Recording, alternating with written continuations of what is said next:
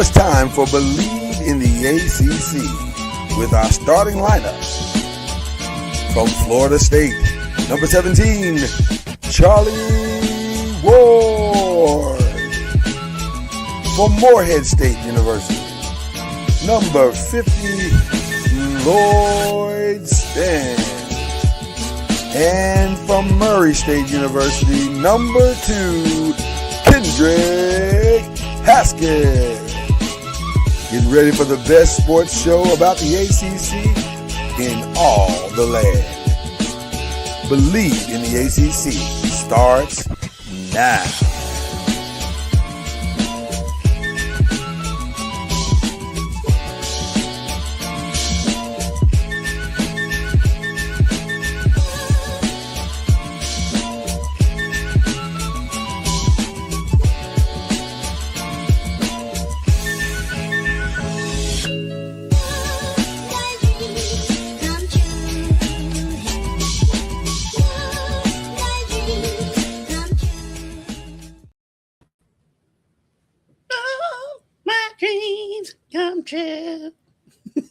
The fact that you can sing that and I'll be on beat, but we're in two different states is mind blowing.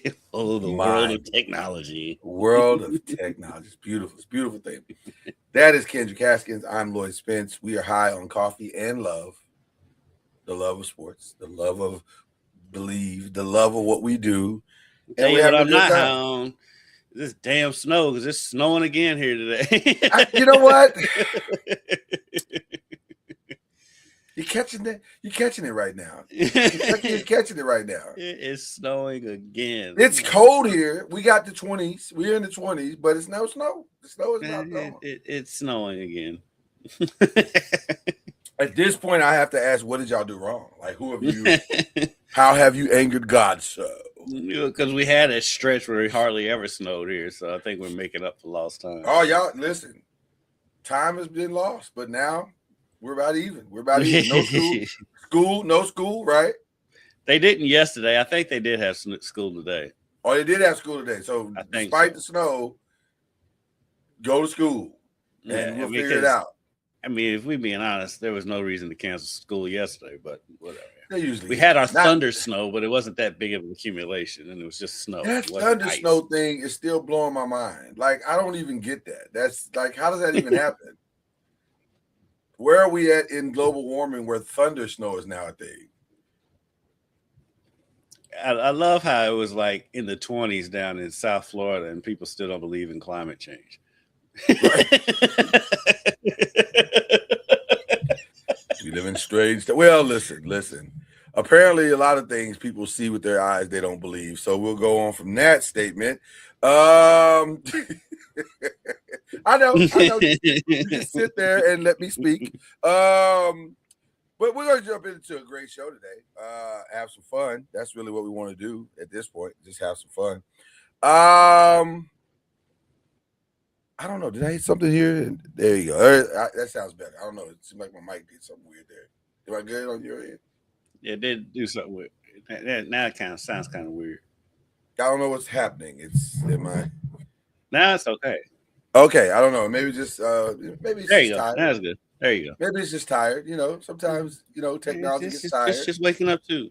Yeah, technology is waking up too. My technology's over here yawning. All right.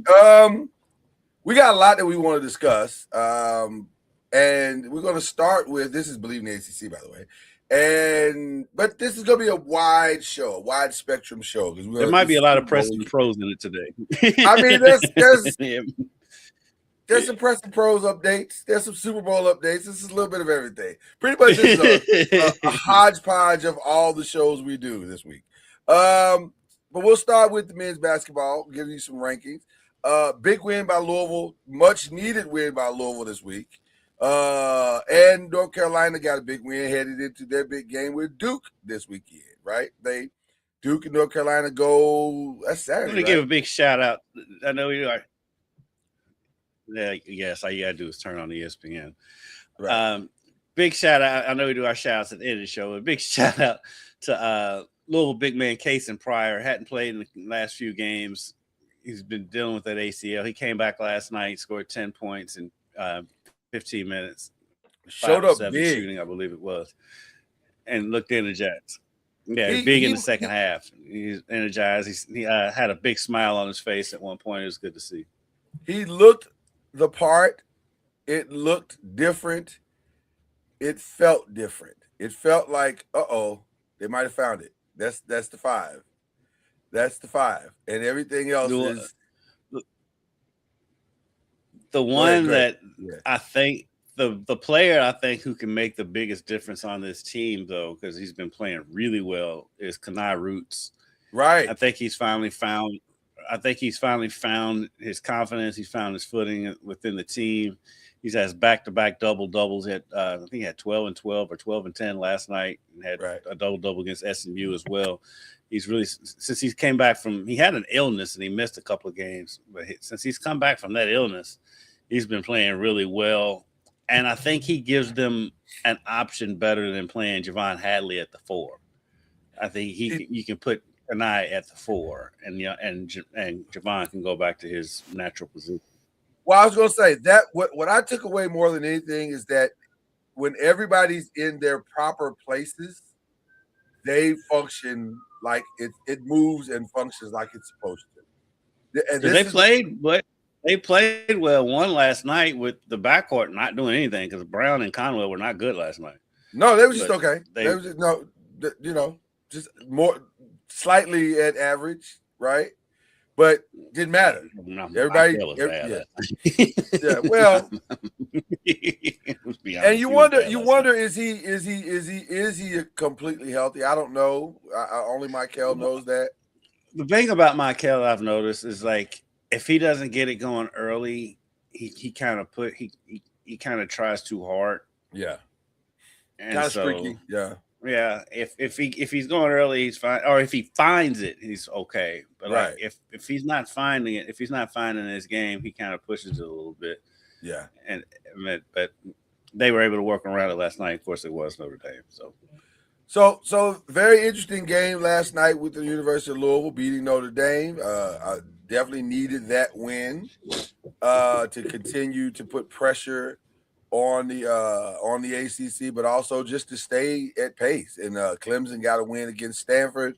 California beat Georgia Tech. So that was good last night.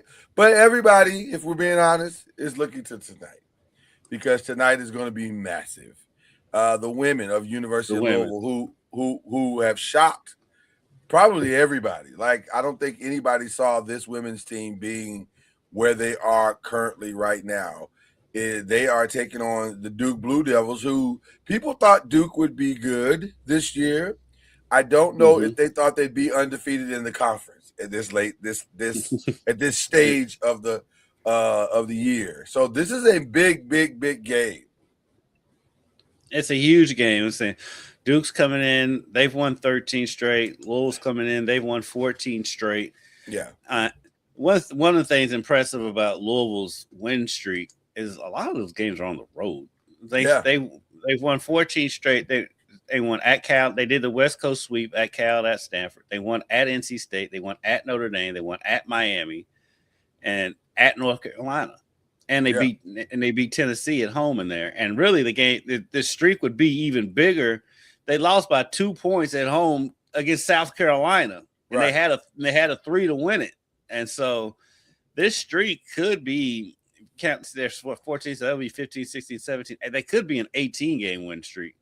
And so, after they lost the way they lost to open the season, but who's not going to lose like that to UConn to open the season? Not the same team, though. Yeah, not the same team. They lost that game by 13, and then they lost to Kentucky.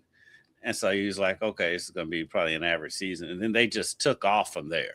Right. And they've looked like they could beat anybody in the country. They look the part. And it's exciting because this is really what you want. You want your team to be trending in the right direction at the right time and moving forward towards, as we march toward the ACC tournament, as we march toward the NCAA tournament. You want everybody to be settling into their roles, and everybody is doing just that. And it's especially interesting with Louisville because they don't have the legitimate superstar player outside of maybe Taj. If you want to say Taj, I'd give you that. But everybody else is pretty much a glorified role player, but yet they are starring in their roles. And yes. you don't know where the punch is coming from. Yeah, that's the crazy part about it. This is a different Jeff Walls team than we're used to seeing because, like you said, because you're used to Jeff Walls' team having that standout star, right? And like I said, Taj is kind of that, but Taj is only a sophomore, and so she's still kind of finding her footing in college basketball. But you have a Laura Ziegler who's been a huge acquisition in the transfer portal. She has been amazing for this team. And then you got Amari Berry, who also came over in the transfer portal. She's a sophomore. She's been kind of the heart and soul of this team. And then you go on down the list. Raina Scott has been a huge addition to this team. And so, and then McKinley Randolph, Zach Randolph's daughter, she's starting to play better. Alif Istanbululu. This has been a coming out season for her. She has been amazing this season. This has been her biggest season so far to date. I'm looking at her numbers right now. Her minutes per game have almost doubled. She went from averaging 3 points a game last year to averaging 9.7. She's gone up. She's averaging 5 rebounds a game this year. She only averaged 2 last season. And she's shooting 29.6% from 3, which is not great. But last year she shot 12.5. So, right. So, which makes it great. Right. Yeah, and even her free throw percentage went up from 52 last year to 71 this year. So she is definitely having a coming out season. And the thing that's scariest about this team, other than Ziegler, this team is mostly freshmen and sophomores. Yeah, they're young. They're gonna. So really you could legitimately say that this team is ahead of schedule. Like it really is. It's probably not supposed to be this good right now, but it is. And so if they continue on this path, whatever they achieve this year, and they could very well achieve, strange things happen all the time. They could very well achieve a national championship run this year, but also it definitely sets them up next year to make a legitimate. They are no longer the hunter. They will definitely be the hunted going into next year. But they're used to that role. Right. And they're used to that role. Yeah, that puts him Jeff back to where he's probably a lot more comfortable. But I'll say this though. Interestingly, Duke is kind of in the same place. And I want to make a correction real quick. So I said Amari Berry was a transfer portal. She's not. She's been at U of L. She's been at U of L. Okay. Ironically, Duke is in a similar place because their 5 are playing about as well as any 5 in the country. They're led by Toby Fournier, and I would say Tana Mayer, especially on the defensive end. Tana is really, really solid in assists and steals. Toby is solid in blocks and points. She leads the team in points with 17 points. She might lead the whole conference if I'm not mistaken, but they're a solid 5. And so tonight will be really kind of a battle of wills. Now, ironically, both teams you could argue that both teams turned their seasons around at the place of losses. Like Duke took that L against LSU back in December, and they haven't looked back since. Like, and that was actually a better game than the final score indicated. That 93-77 loss they were a little more competitive than that. But once they lost that, but that also came at a weird stretch because they played South Carolina UCLA. On November 20th, UCLA on the 27th, which was a back-to-back game, and then turned around a few days later and played LSU. That's a very tough stretch of games right there. But you gotta give Duke a lot of credit for the way they turned their season around because they were not good at the beginning of the season. They had that 4-game losing streak. Of course, it was against great competition, South Carolina, UCLA, and LSU. They also had a loss at South Florida in there too. Right. And then they lost to West Virginia and they lost to Baylor. So they've lost a good competition for the most part. The South Florida is the only real head scratcher. Yeah.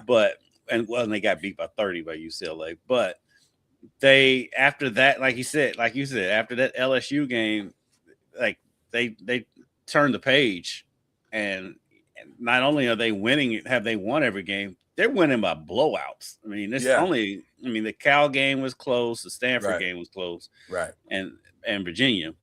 But the rest of these games, I mean, they beat beat Georgia Tech 93-46. They're coming in this game after beating Wake Forest 80-44. So this team, they're putting up points and they're playing great defense as well. So tonight, if you're looking for an entry point to a great weekend, this is the entry point. This is going to be a really, really solid game. And by the way, Toby Fournier, sophomore, young. Very young. Yeah, both of these teams are young. Yeah, so they're going to be. This might be the two teams for the next couple of years that are just kind of battling it out in the ACC. But I'm excited about this game because I think we're going to see just some premier basketball, and we'll get a good gauge as to where these teams are as we turn the corner headed toward March. So this is a good one. This is a solid game. I think there's another game. A women's game tonight. LSU, I think, is playing somebody. Yes, an SEC games. LSU. Yes, an SEC. Yeah, I forget who the game is. But yeah, but Jeff put he had a good analysis of this game. Jeff Walls, he was talking about both teams. He's like, these teams are very similar, Louisville and Duke. He said mainly because you have to guard everybody. There's nobody. You don't know. No, because anybody at any point can go off. I think Louisville has a little bit more depth when it comes to that. But anybody can go. It's going to be a fun game. The funny thing about Jeff Walls, because as crazy as he is, he can be humbling sometimes. He was saying he hopes a big crowd shows up to the game. I'm like, Jeff, you know. I think it's safe to say.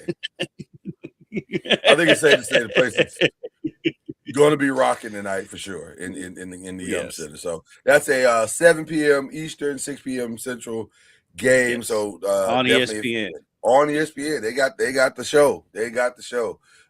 So that'll be a lot of fun. Okay, because the Super Bowl is this weekend, we do want to give some love to like the ACC as it relates to the Super Bowl. ACC all up and through the Super Bowl. Starting with the quarterback of the New England Patriots, who is a proud North Carolina graduate, one Drake May. Let me ask you a question, Super Bowl related, as it relates to Drake May. I've always thought Drake May was a pretty solid quarterback. I don't know if I thought he would progress this fast.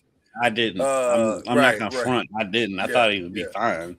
Right. I thought he'd be fine in the league and eventually would get to a good place. But second year and you're in the Super Bowl is great, or I guess technically third year, but you're in the Super Bowl. But that's crazy work to me. But he's there. Listen, he in there. He's there and he's balling and it's probably going to come in second in the MVP voting. I would think that's tonight too, by the way, isn't it? That tonight is the awards night. Yeah. So that's interesting to see. He and his teammate, by the way. North Carolina State graduate Garrett Bradbury, they will be there together competing for a Super Bowl this weekend. And then, of course, we want to throw a little love to some of the others, Drake Thomas at the Seahawks and Cam Akers. Shout out to Cam Akers, who's going to be in the league. Still in the league, right, after all these years from Florida State. Mac Hollins, who will need to play very well, by the way. I love watching him just watch. I would love a TV would explode, but if him and Jameis Winston can be on the same team, I would love for Mac Hollins to get some shoes.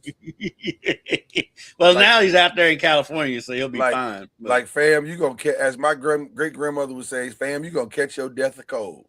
Which I don't even know what that means to this day, but hey, man, that's what black folks say. You don't question old black people. Boy, you gonna catch your death of cold. Not even sure what that is. But even during the games, like in the huddle, and he's bouncing around, that dude is just full of energy. He's full of something. He's full of something. I don't know what it is, but he's full of something. He keeps passing it. He's full of life and he's full of joy. Well, listen, he's got to be because he keeps passing drug tests. So I'm just saying,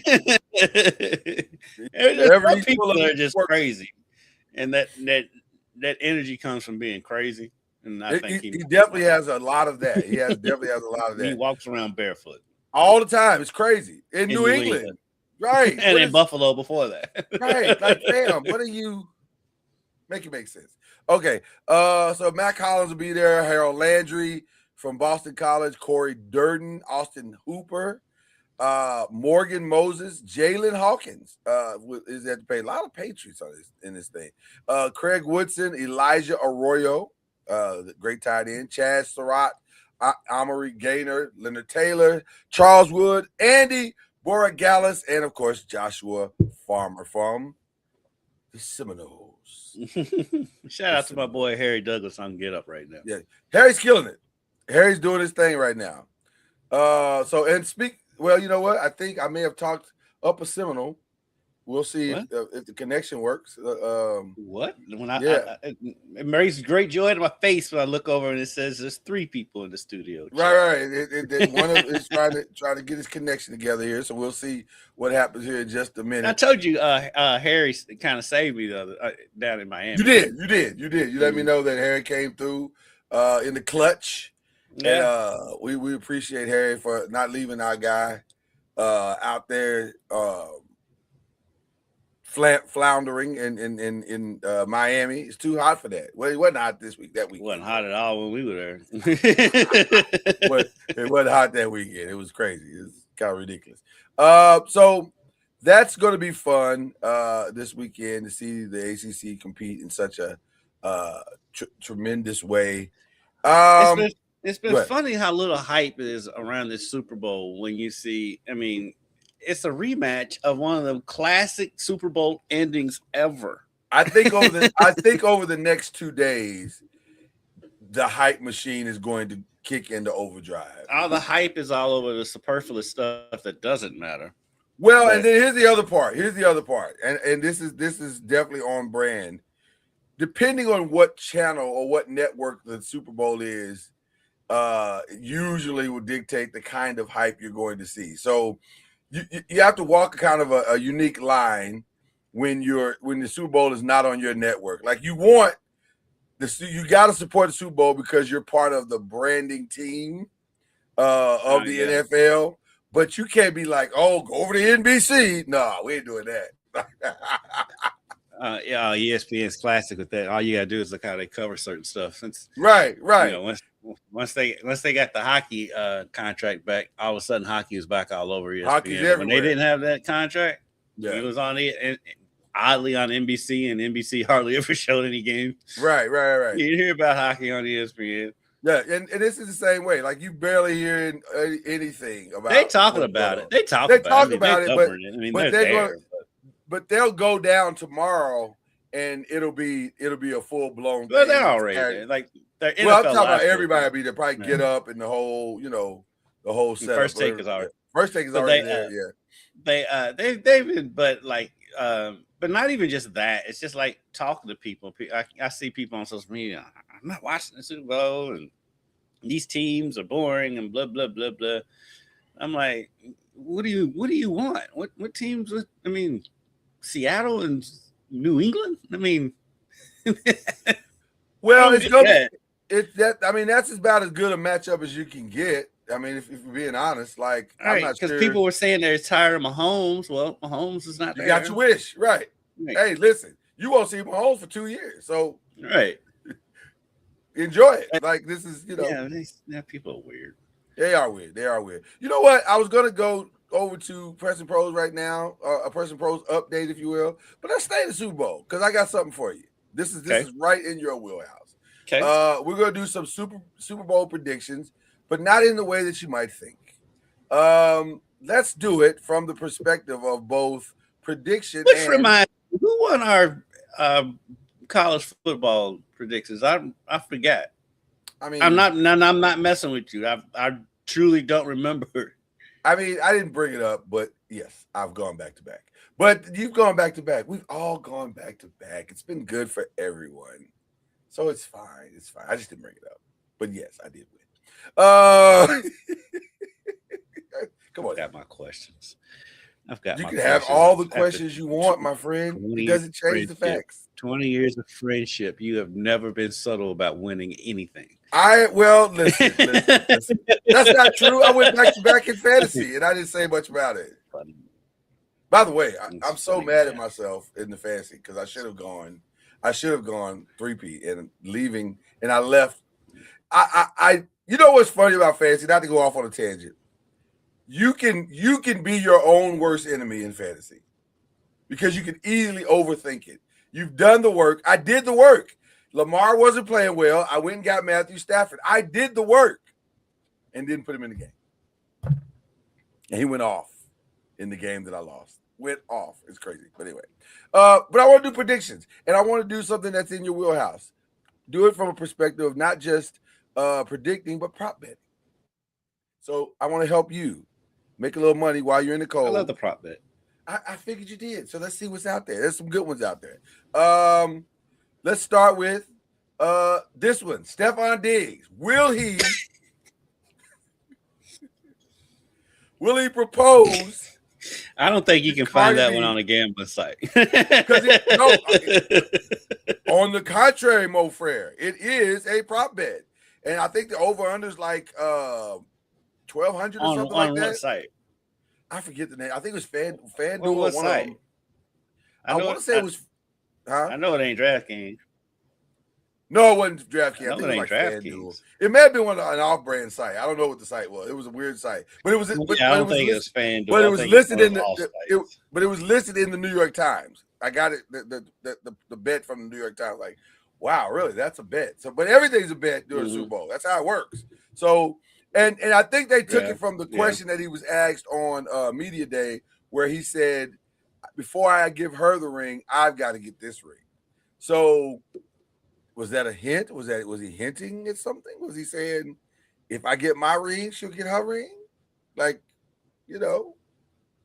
what do you think, Kendrick? Is he going to get out on one knee while the confetti is falling? Well,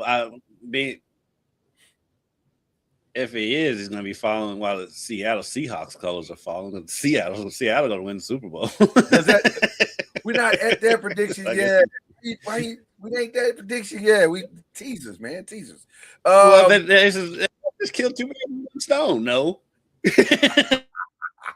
Well, that's when he said it, I was like, I don't know if I'm playing this like that. You're not like a lock into that one. So probably why he said it. Probably why he said it because he knew. Yeah. Over under on Cardi B on the screen. Will she get Taylor Swift level treatment for this Super Bowl? And by the way, no. By the way, I mean, they'll show her, but she's not gonna get Taylor Swift. Well, here's the other thing though. She could, because there is a stronger than small possibility that she would not only be in the stands watching her man play in the Super Bowl, but she could be on the field performing with Bad Bunny. They have a massive hit that I can't believe is not going to be performed. Like, surely, but Bad Bunny's going to do I Like It, right? Because that involves him, Cardi, and J Balvin. So that's 3 of the biggest names in music. I can't believe that song's not going to be performed. But well, that's different though, because her performing and then her just being in the stands cheering for a man like Taylor Swift is 2 different. But that I don't know if that affects the bet. Like if the bet says over under Cardi B on screen appearances, that counts. It depends on how they word the bet. If they bet over, there's a bet over 2 or under 2 is where the bet lies. Over 2 or under 2 is where they're placing the number. I gotta believe it's going to be well over 2. Yeah. Over 2 or under 2. I think only over 2 if they perform that song. If they don't perform that song, because they didn't show her that much in the AFC Championship. They didn't. I don't even remember seeing it until the end of the game. I think it depends on what kind of game it is. Also, like if it's a blowout, then and what he's doing, not going to be right. And it depends on what he's doing, because like if he catches a touchdown, he's not exactly putting up numbers this year. Right. So 2 might be safe, but if they're saying appearance is also performance, then I'd take the over on that. I'd definitely take the over on that. All right. Other. This was a weird one, which I still don't know, even if I understand what this is. But over under that Kendall Jenner and Devin Booker will confirm their relationship. I don't understand what that is. Like, because supposedly they're hinting that they're back together. So if they're just there, like they're just there hanging out or whatever. But I can't see Devin Booker going to the Super Bowl. Why would he go to the Super Bowl? Right. I mean, unless Phoenix is playing at the Warriors, that's probably past the court. Unless the Suns are at the Warriors in the within that time frame, I can't see him. I mean, I guess because the NBA does take off for the Super Bowl, but I'm gonna go with no on that. All right. Actually, you know what though, because they have been. All of this started because they was kind of sniping at each other on a social media platform about the Super Bowl. Well, I don't know. It's weird. That's a weird bet. I was like, who would bet that? Like, I would never bet that. That's crazy. That's just throwing money away. Yeah, that means if I'm betting more into the pop culture stuff than I am, so you'd have a better gauge on it than me. No, I have no gauge. And also if I'm betting that, I have a problem. I need to get if you betting any of this, you have a problem. I definitely need to call the number at the bottom of the screen. Yeah. Things have gotten way out of control at that point. Cardi B, you got a problem. All right. The guests, they're saying the Cardi B's coming in at 250 at 250. J Balvin is at 160. J Lo is at 125. Ricky Martin is 125. That seems like a lot of people. But the Super Bowl, they do that though. I mean, look how many people came out for Dre. That's true. Dre. Well, and then the other side of it is even with Kendrick, with Serena and Samuel L. Jackson and SZA, but SZA that was a given. Yeah, that was a given. The other part of this is this: how much English speaking stuff will be mixed in, because that will dictate the amount of guests as well. Because you can with J Balvin and Cardi. I think that's a given. I think J Balvin's a definite given. I think that's a lock. I think that song and those two people are a lock. Why would you not use Cardi B? She's gonna be there anyway. You might as well use her. Like, that just seems crazy not to use her. So Daddy Yankee seems like a stretch, though that I think that's one of his biggest songs. Dua Lipa seems like a stretch. Dua Lipa's a stretch. Mark Anthony. At this point, they're just naming Latinos. Right. Ricky Ricardo, he's gonna come back. Lucy, I'm old. Shakira made the list. Well, I don't know, because she brought him out for her Super Bowl performance. Right. So paying her back could be interesting. Somebody put Drake at 1,200. Drake ain't coming to Super Bowl. I don't believe Drake is coming. And why? Why would you do that now? Like, it would look to me as it would be a horrible look for Drake to show up at the Super Bowl. But it would also be on brand. It would also be on brand. It definitely would be on brand. Okay, let's get more back in your wheelhouse. First to score. Who's going to be the first to score? First to score. These are always hard. I never bet the first touchdown. I'll do the anytime. First score is hard. First score is always hard. Yeah, because it could always be like some random thing, like a lineman falls on the ball in the end. Or weird or something crazy. Yeah. A definite breakdown on the special team, something stupid like that. Yeah. I'll go. I mean, because I'm big on Seattle in this game, but I'll say New England scores a field goal. I was thinking field goal. I was thinking somebody's going to get a field goal first. I don't think a touchdown's going to open it first. Field goal is always the safest bet. Yeah. Fun prop bet. Will there be an anthem flub of the lyrics. Who's singing the anthem? Do we know? Charlie Puth. I say no. You rarely see a flub of the lyrics in the Super Bowl. Most people are pretty prepared for that anthem. They know it's the biggest Super Bowl. I mean, nerves can get you, but it can. But I mean, it's the biggest anthem moment in their lives, so you're probably going to be prepared. Most guys are prepared. Winning margin.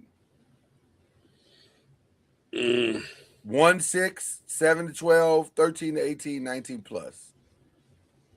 Safe bet is probably 7-12. Yeah, safe bet 7-12. Yeah.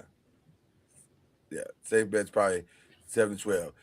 To Pastor Court's point, he said a tie, so that means it would go to overtime. You think it's going to overtime? I do not. Okay. High scoring quarter.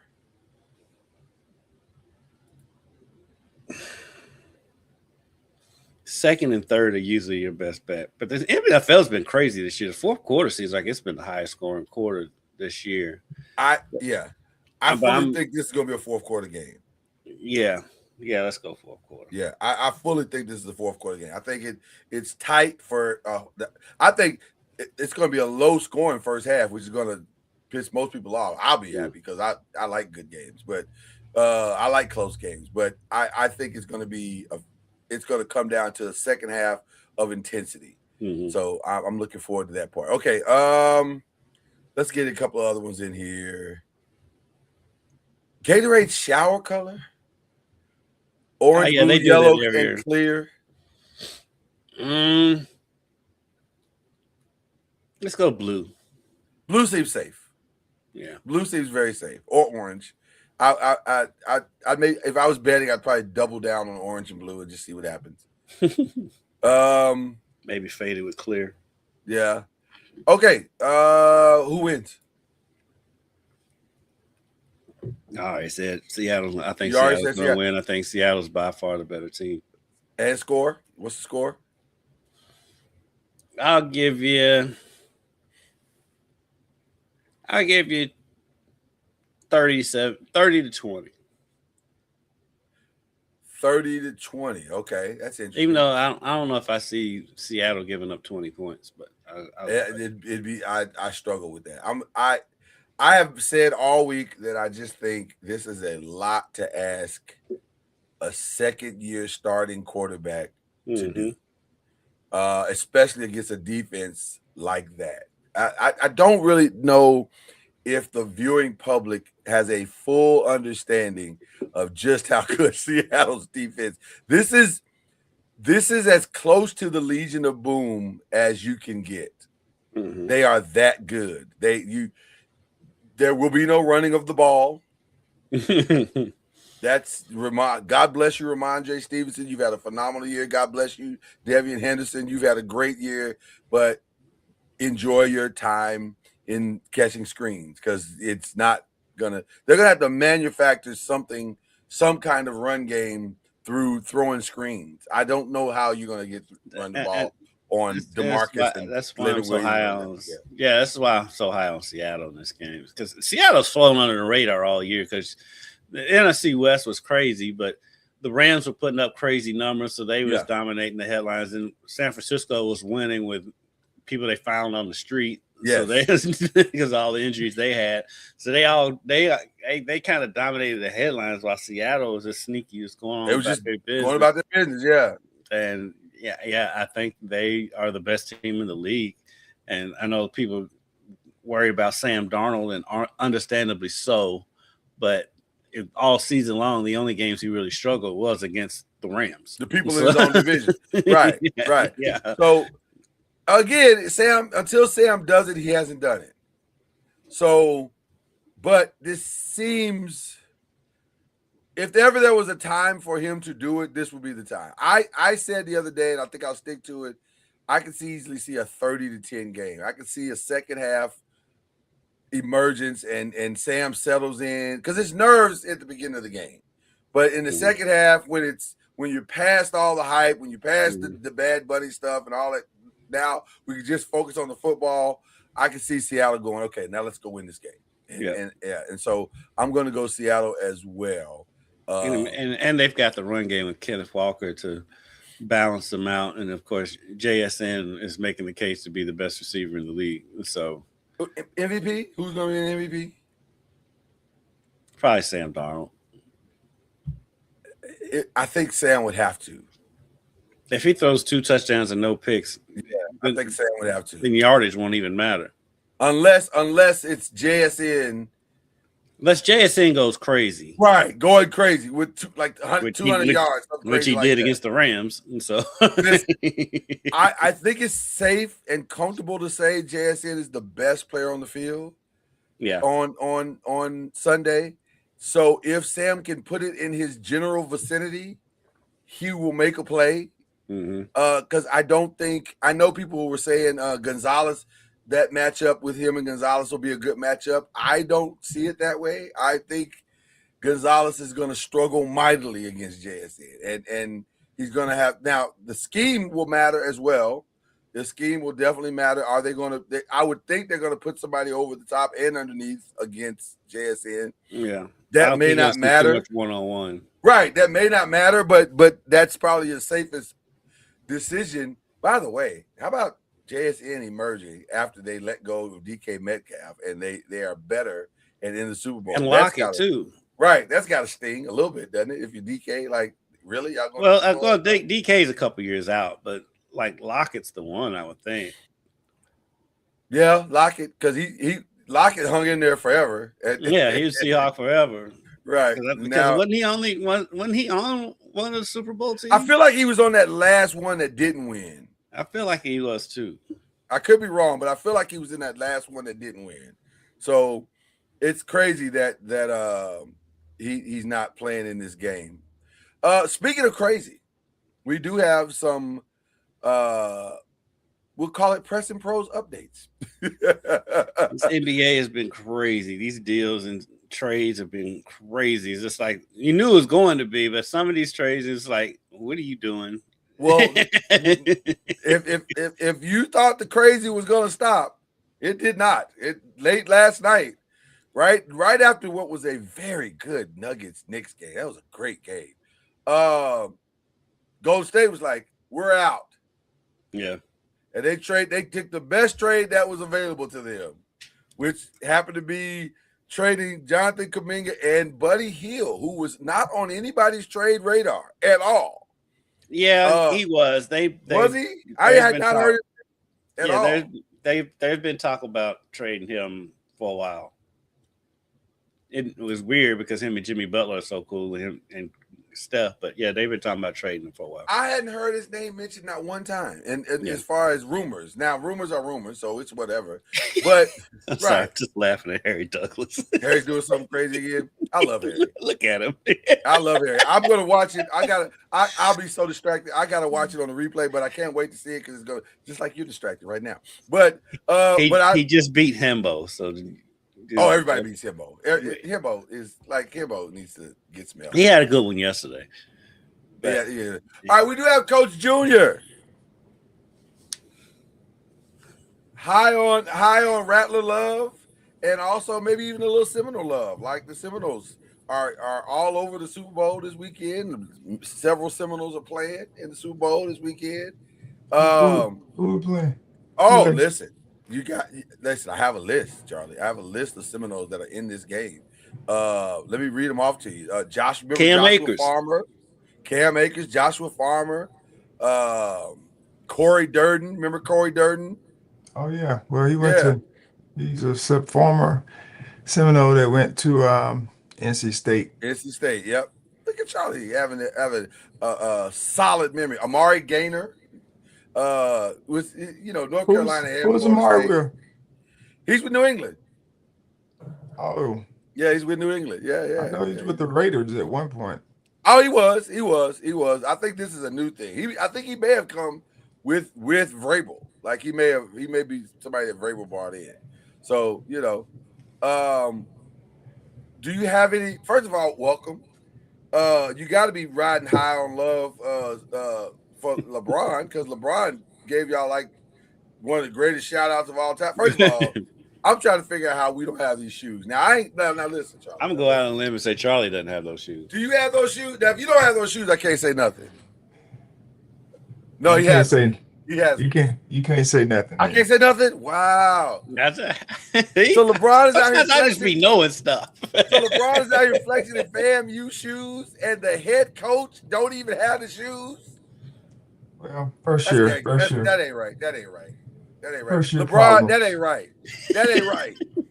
Now, sir, send my guy some shoes now. Come on, man. Doggone head coach of the team. Outfit this team in some LeBron. Stop playing. Yeah, because you all are Nike school. They're nice too, Charlie. Yeah, we're LeBron school, but one of them. But not till you get them shoes. Not until you get them shoes, Charlie. Our ladies got shoes. So the ladies got the shoes. They're here. They're here in the building somewhere. LeBron. Come on, man. You don't want to send shoes to Charlie Ward? I thought you was a history guy. You don't think the Heisman Trophy winner needs shoes? We will love shoes. For some reason, they're not here with us. But they're supposed to be coming. So they're coming. I'll let you know when they get here. Let me know. I just listen, LeBron. Until you do right by Charlie with them shoes, yes. We're giving you the color purple fingers until you do right by Charlie with these shoes. Okay, all right. We appreciate him representing. We do. They listen. They were nice. I ain't gonna hold you. I know. Can't ask for much better free pub than that. I don't typically wear Nike at all, but I want them shoes. Them shoes were fire. I was like, hey, I do wear Nike and I wear 12. I was like, I wear 12 as well. I wear 12 as well. So I just want to put that out there. 12 got to be the most common size. It is. It really is. It really is. Okay. So shout out to that. And then of course your Knicks. Your Knicks killed it last night. That was a great game. It was very good. I know I was not shocked, but very surprised that they called a foul, which there was no foul. That was really have to go that far. Right. I think the offensive guy caused a lot of it by his actions. But it happens, they face guard blockouts are a common thing. Yeah. And that was one of them, but they were able to overcome. It helps to have guys that can put the ball in the basket consistently. That helps. It does help. 40. It does help. Yeah. It does help. A guy that say that is just wait the coach off and say, I got it. That's basically, which is basically what happened. Bruce was like, hey, settle down. Well, he did that in first before regulation, I think. He took the last shot. He did. And he waited the coach off and said, hey, I got it. Coach was like, all right, I trust you. He didn't make the shot, but he knew what shot he wanted. And he got it, one of his step backs. Not to take away from the Knicks at all and what they've done, but can you imagine how good a backcourt of Cooper Flagg and Jalen Brunson would be for the next 10 years? That would have been nice. Shout out to Dallas for making all the right decisions. Was that would have never have happened. It could have. Listen. How? Because you keep him. Then they wouldn't have been in the position to trade. They wouldn't have been in the position to draft Cooper Flagg. Correct. They kept Jalen Brunson. But Charlie, how you feel about the Knicks standing pat? They might have. And shut up, Lloyd. Standing pat and not getting in the Giannis thing. Giannis, regular season. Apparently, nobody's in the Giannis thing right now. Yeah, Giannis is not. I don't think they're trading him. Personally, I don't think they're going to trade. And if they do, it'll be something out of the blue. Not out of the blue, but it'll be a shock for him to get traded. And I think if he gets traded, it's going to be when he gets traded, it'll be this off season. Yeah. Well, Golden State got out last night. They clearly got a message sent to them that yeah, right, that we're not getting him. So they took the best thing that they thought was available. They knew they had to trade Kuminga because too much damage had been done there, and so they traded Kuminga and Buddy Hield for Kristaps Porzingis. I will turn to both of you. Which, by the way, allows them to also keep Draymond Green. Apparently, he will stay there, unless the damage is great there. But I don't think so. Draymond was pretty aware of his circumstances, and he seemed to be handling it pretty good. So I think there's no hard feelings there. Plus he probably knows Mike Dunleavy's going to be fired, so that helps a lot. He's going to be fired. I don't know why you keep shaking your head like he's not going to be fired. They're going to fire him. His best move is Kristaps Porzingis. Fam, you out. I don't know if they're gonna fire Mike Dunleavy. He's out. You're adamant about it, but they need to get him. They need to get Kuminga out. They got they need to get him out. So when you start looking at options, it is what it is. So Porzingis, of course, he's good when he's on the floor, and he's played with Al Horford before on the championship team. Yep. So they're hoping that he'll be able to get on the floor. That's the biggest thing, is him getting on the floor. Yeah, he's hurt right now. Yeah, stand. I was going to ask, has he been playing? Because I haven't even heard his name. He's got an Achilles thing. He's got an Achilles thing now. Oh, that's great. That's fantastic. And you think this man's gonna keep his job? He just traded for a dude that has an Achilles situation right now, as we speak in real time. He got rid of Kuminga, which is what they wanted to do. Yes, that's what I'm saying. Best thing for it. A monkey could have got rid of Kuminga. That wasn't that difficult of a thing. That's probably the best deal they got, because I'm sure everybody was lowballing him because they know he wanted out and they wanted to get rid of him, so they was lowballing. So that's probably the best deal they could probably get. Yeah, I mean, and if Porzingis plays, he's a positive to their team. He's an all-star when he plays. Yeah, that's true. But he only plays about 25, 30 games a year. He's only playing 20 games a season. So it's about right. I mean, you're going to have to do all the heavy lifting. He's able to play after the season, after the All-Star break, then it may be about that number.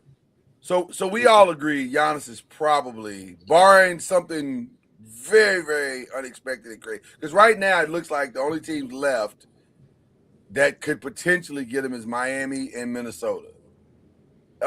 So unless something from that is on no one's radar whatsoever, which, by the way, could always possible. Yeah, I didn't see the AD to the Wizards thing. I'm not sure what the Wizards are doing, but they're doing it. They're making moves. Watch that for a second.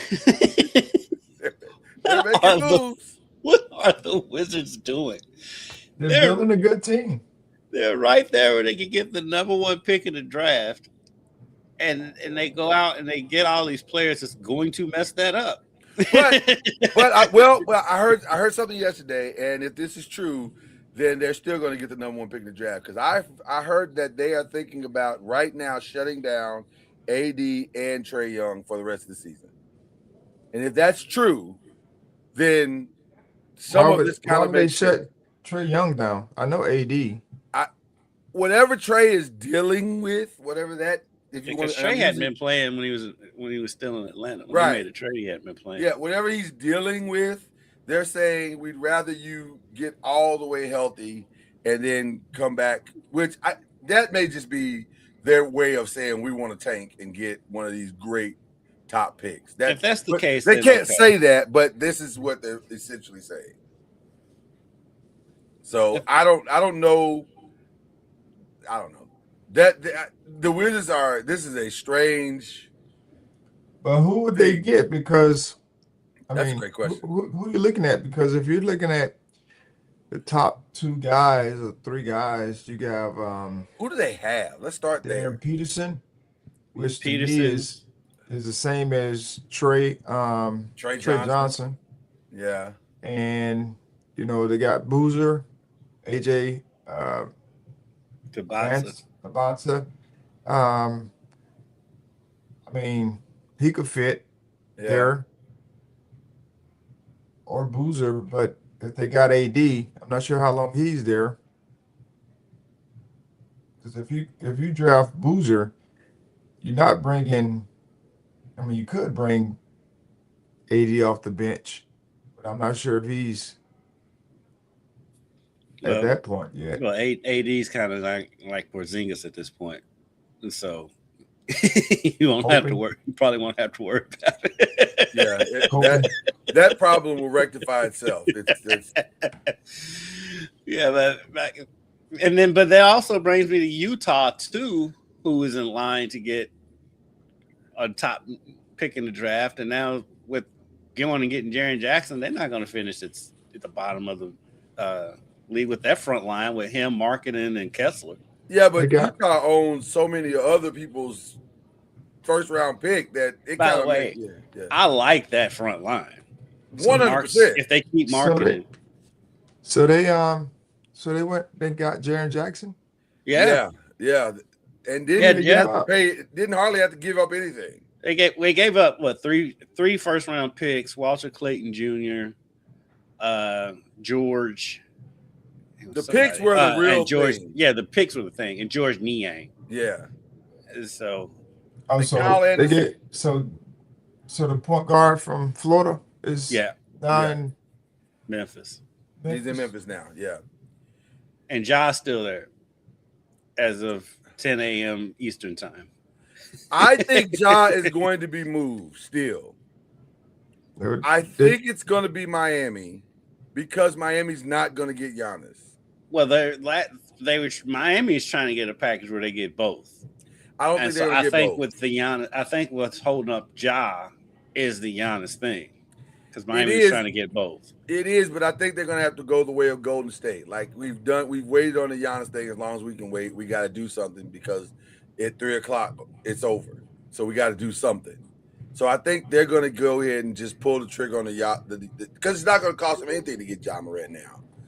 Memphis has 7 draft picks, first round picks. They don't have to fleece Miami. And by the way, you're not going to fleece Miami anyway. So just go ahead and pull the trigger on the Ja thing and make it happen. And then you got John Bam, and maybe you can keep Tyler Hero. I think they can keep Tyler Hero at this point. At this point, yeah. So then you got kind of an interesting little team there. So, I think I still think Ja's gone because I think he's gone. They're trying to tear it down. I still think Houston makes the most sense, but Houston does make the most sense. But I just think Houston is like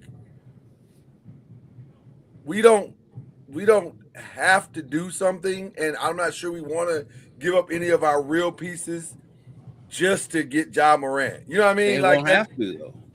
Well, if you're Memphis, family,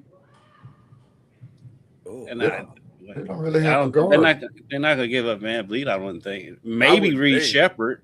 I mean, and I can see them use Reed Shepherd. I can see them wanting to hold on to Reed, but I think that's probably that might be the commodity. I don't know. I mean, unless there's picks, I don't know what Houston's picks. I said they got to have some picks to throw into Reed Shepherd because that's not an apples to apples. No.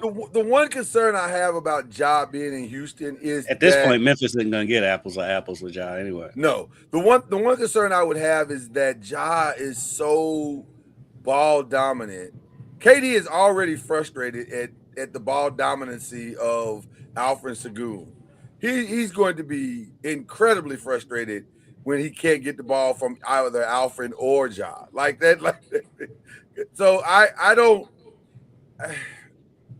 But at the same time, I don't disagree with what you're saying. I think Jock would be a nice point guard addition for them. Like, I don't know. That's a tricky one. I think Houston's not going to do it. Ja's ball dominant, but he does assist. He does have a high number of assists. So yeah, I think that probably would remedy Sengun being ball dominant. He would have to alter his game to a more balanced, traditional point guard style of game for that to really work the way it should work. But yeah, so other than that, I don't see any other teams making a play for Ja other than Miami, maybe Houston, or again, some wild situation where somebody just says we'll take a risk on it. Like maybe the Wizards, like we'll take him too. Wizards are doing wild stuff these days. They are doing wild stuff. So Kings, whatever they're doing, are the Mavericks done? Making moves? I wouldn't think so. I was told under no certain terms will the Mavericks be giving Daniel Gafford to the Lakers at all. Matter of fact, if the Lakers even think about picking up the phone to call the Mavericks, they should wake up and apologize. they may not be getting a Mavericks trade done with them for the next 5 years. Like it's going to take some time. It might be forever, ever.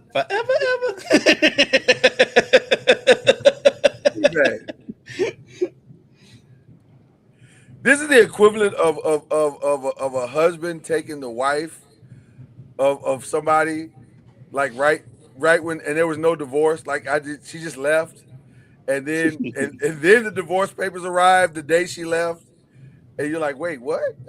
I didn't even know we were having problems. Like we were having problems. We have real problems. So that's so bad. So there's nothing left for the Lakers to talk about with Gafford. All my Laker friends have been calling saying, what are we going to do? What are we going to do? I'm like, we might win the draft. I mean, we might win the deadline by doing nothing. I mean, because it appears that if Giannis stays, the Lakers are in the driver's seat for him to go there. Right. So maybe the best course of action is just to be still. I think I agree with you. Just play out this season, see how it goes. Let it play out, yeah. And then getting the Giannis sweepstakes. LeBron comes off the books. LeBron probably goes to Cleveland. Yeah. He still may end up with Draymond. So that is very much a possibility. Very, very much a possibility. But I think the Lakers shouldn't do anything stupid. Just that's the smart play for them in the next few hours. Just don't do anything stupid. Don't do anything drastic. Take on some contract that you don't need to take on. That's just dumb. But yeah, I think Giannis is gonna. I agree with you, Charlie. I think he's probably gonna stay. Now, I don't think he'll play another. He may not play another game in a Bucks uniform. Well, he's not playing now, right? Is he injured? Right. Yeah, he's got a calf strain right now. A calf strain. But he's had that calf. He's been having calf strains the past couple seasons. I bet he has. What? I didn't ask you about this, Charlie. Former point guard. You like James Harden going to Cleveland? For the Clippers, yes. For the Clippers, really? What? Please they were playing well. Huh? Please explain. They were playing well before he left, but they traded. Yeah. Why do you like it for the Clippers? Well, one, I know what Darius Garland is right now as far as injury. I know he was injured for a minute, and I'm not sure if he's back yet. Thank Porzingis and AD. Yeah. And so I think he had I'm not sure what his injury was. But the one thing that they were playing well, but it wasn't because of him from a overall standpoint. Okay. And what I mean by that is you get one side. He's going to be all you need from an offensive standpoint, but defensively, you got to have him on the floor, and he's not a defensive guy. And so you're only going to go so far with him. I don't know if they're going to make the playoffs or not. I know they're working really hard to try to get back into it. But I just know he's a liability on the defensive end. and you only gonna go so far with liabilities on defense, especially in this day and age. And you can only hide them so much, but you're hoping that you can outscore teams. And of course, if you're playing against a team that plays both ends, you're not going to win the series. So I and I don't know all of the glory details as far as him and the locker room and all the different things that he has off the court that you have to deal with as well. I'm sure some of that plays a part in just who he is and what have you. So I'm sure they're excited about that part potentially leaving as well.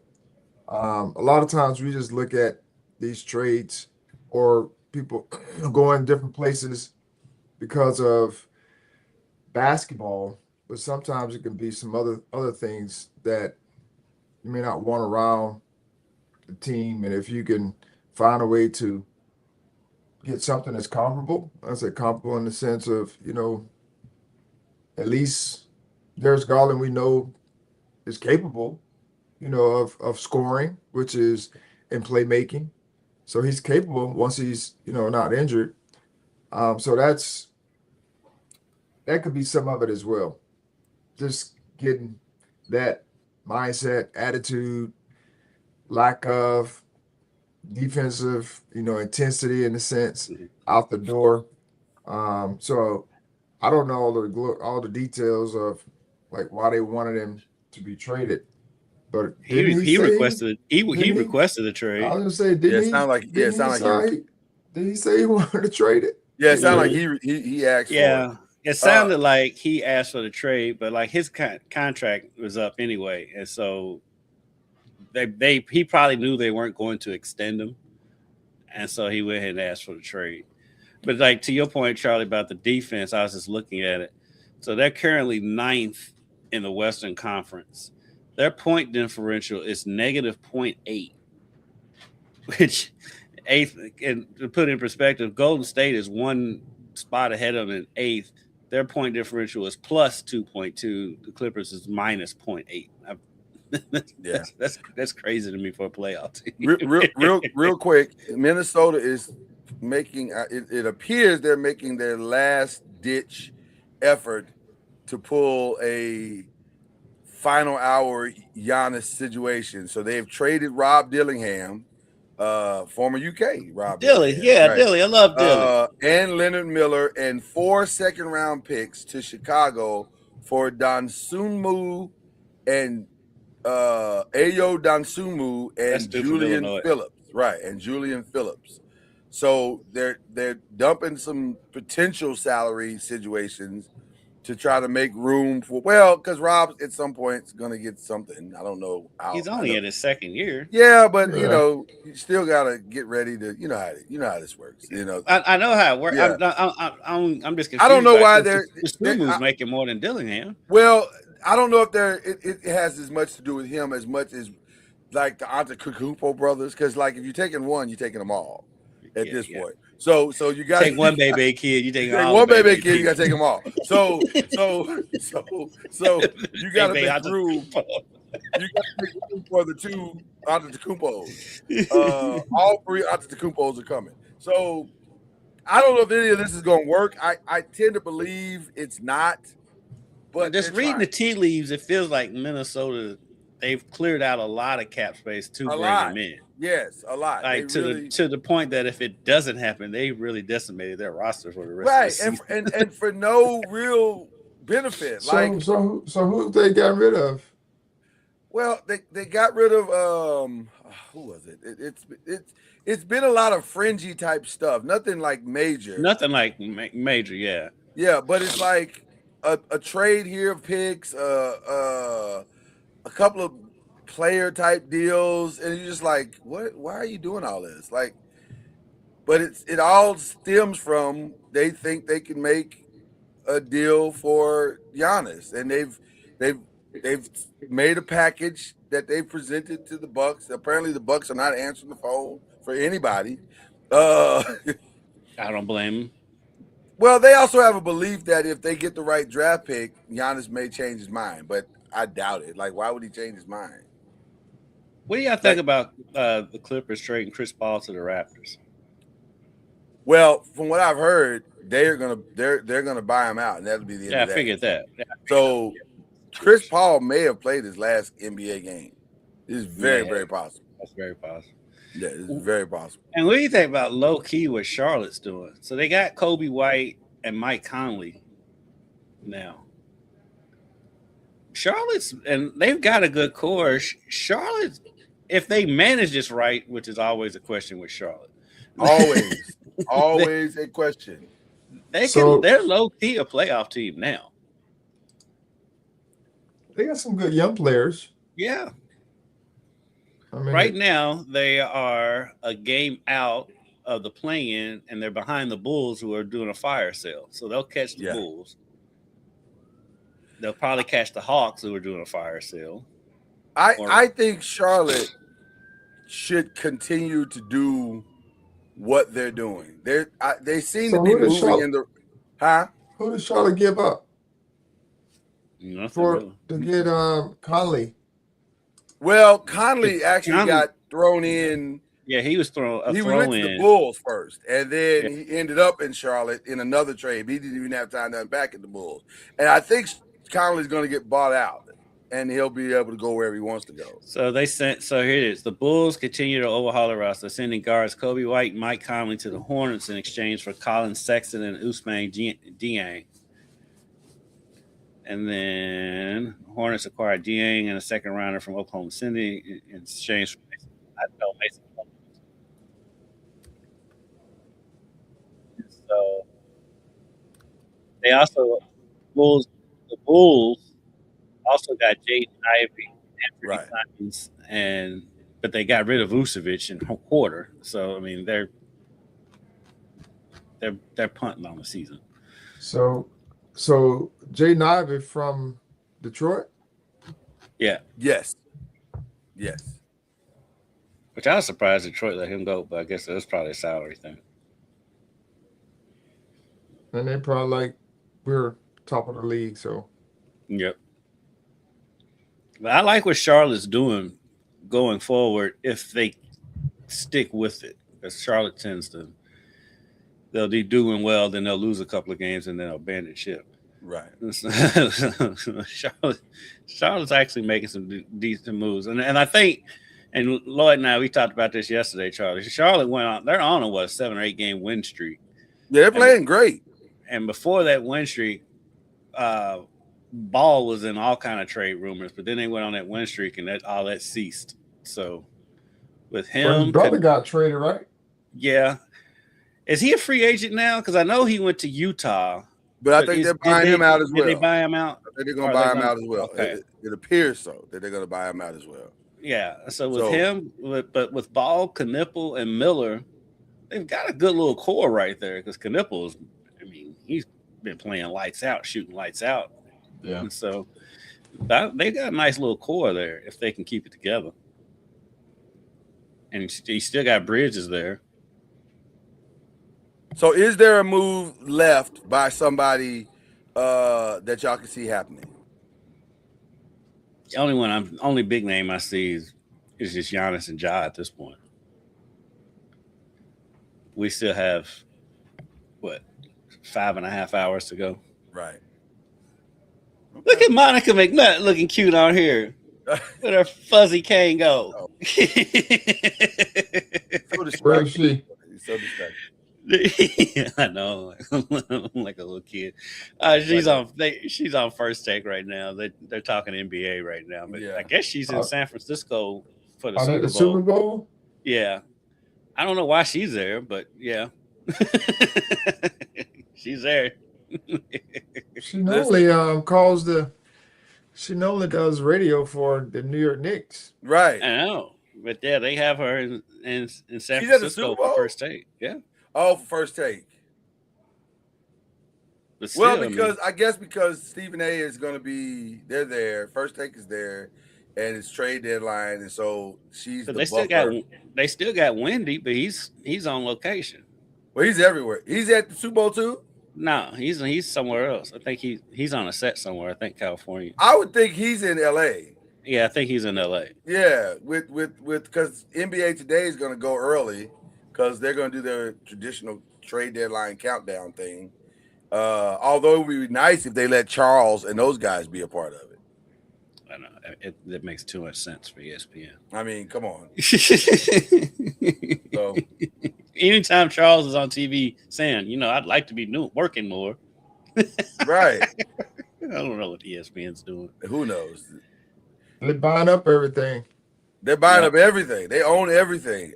They own all of sports media right now. So they just got NFL. Yeah. And what's crazy is all of that, and Disney's like going under almost, like losing a ton of money on their parks and movies. Well, because they keep trying to do the multiverse. Nobody wants to see the multiverse. Nobody asked for that. They just biting off more than they can chew. They biting off more than they can chew. Charlie, what's going on with the Rattlers this weekend? Who you guys got coming up? What's our Rattlers doing besides ordering us some shoes? Right. We need some shoes, Charlie. We need the shoes, brother. Yeah, me too. Just throwing it out there. But we love our Charlie. We have the 2 Texas schools coming to town. They're on this swing to Florida. We only played them once this year because we go back and forth. Like next year we'll be in Texas. But we have Texas Southern. They've been playing well over the course of the year. Mm-hmm. Well, they've been kind of like us, up and down in the sense of winning games and losing games. So it'd be a good test for us because they have some really good guards and some bigs as well. They play hard, very well coached. The coach has been there forever. He's been there for a minute. And so it'd be a good test for us. But good thing is we're at home, and we had 2 tough losses in Alabama that kind of helped us. It definitely helped us understand that we have to play at a certain level and what it's going to take to win. Our biggest issue right now is we go through scoring droughts where we just can't score. And, if you playing against a team that can do that at some point, I mean, defense, you say defense, but they make tough shots, and teams have made, found a way to make tough shots. And, right. Even if you have good defense, and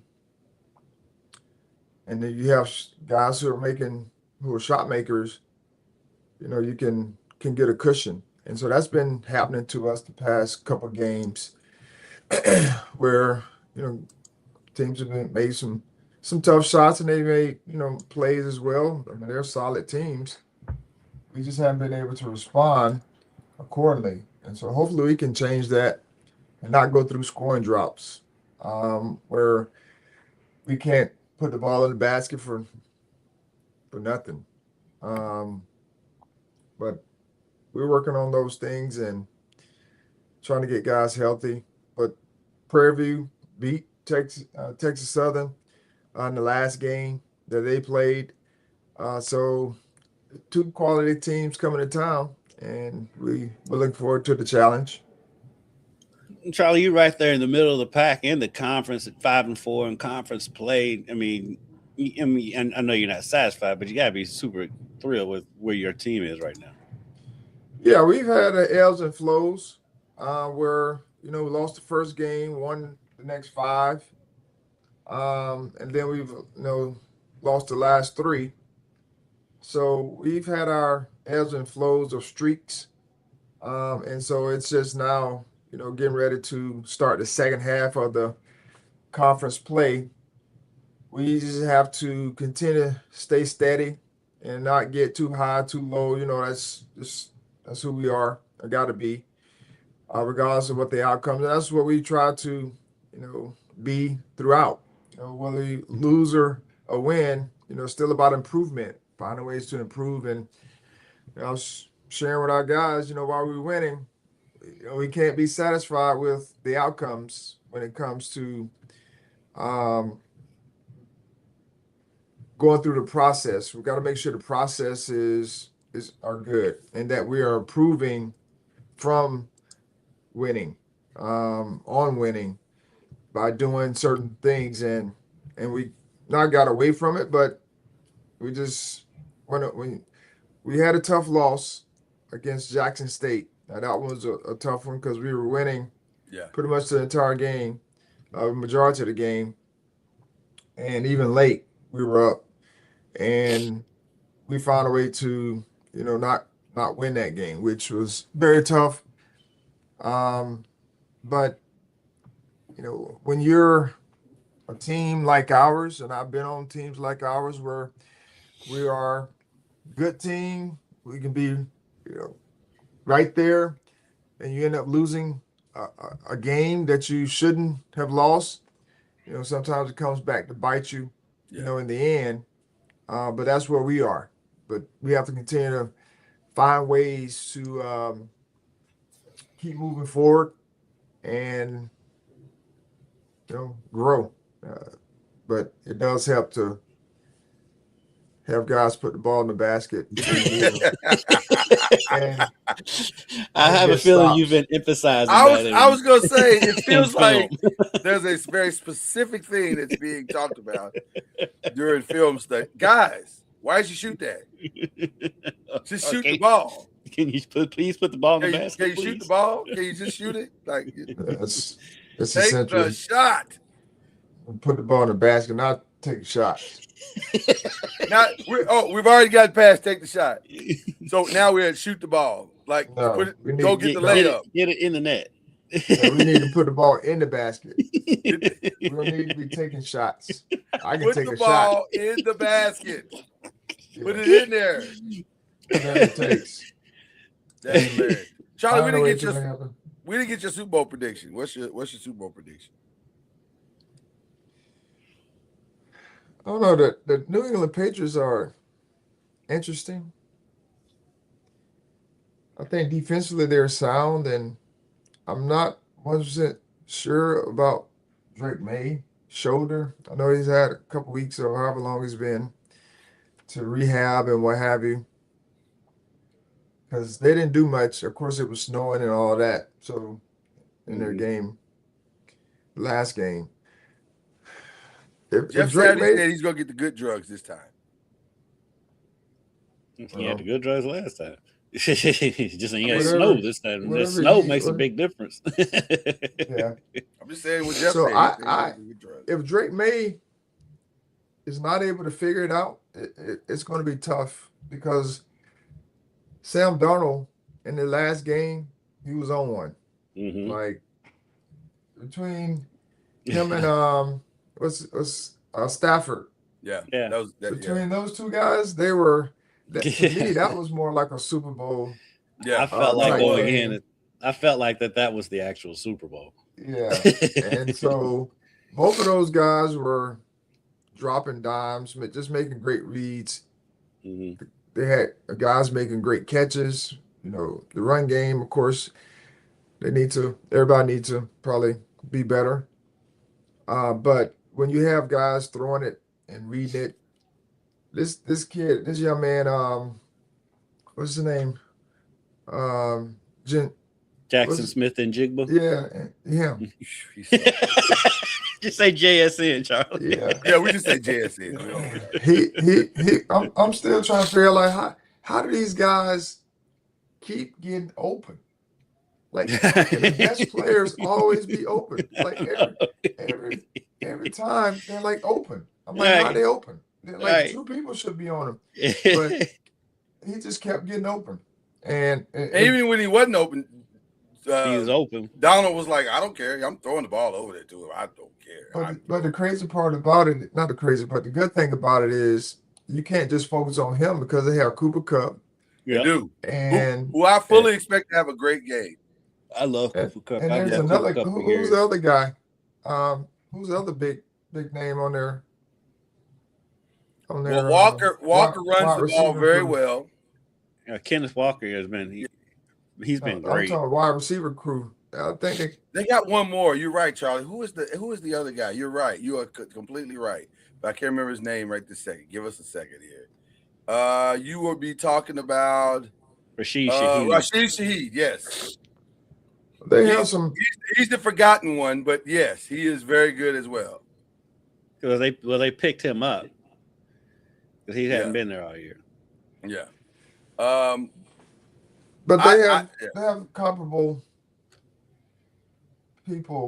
players outside of, what's his name?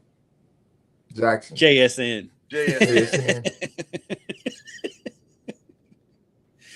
He's so good though.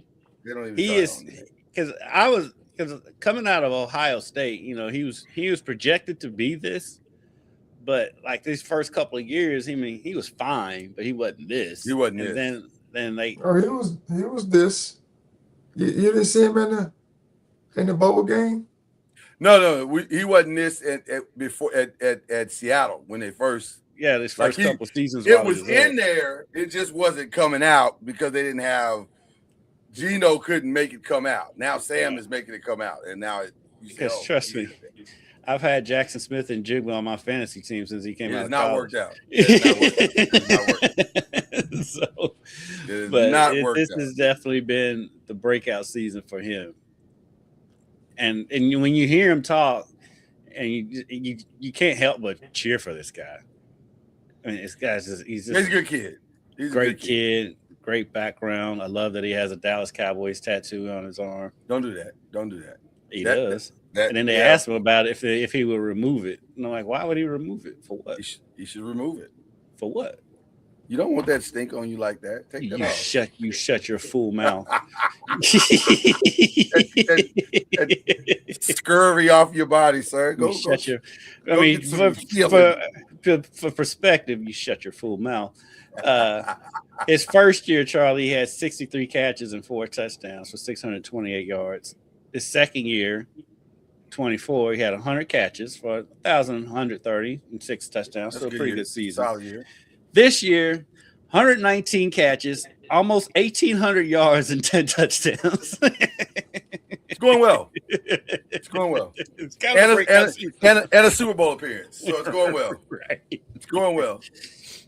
Will they run the ball? Will they run the ball on the goal line this time or throw it? Listen, I would have to believe that running the ball on the goal line is paramount. They may run it if they get stopped 3 times. They may run it the 4th. They may bring Marshawn out of the crowd just to run the ball on the 1 just to exercise the demons.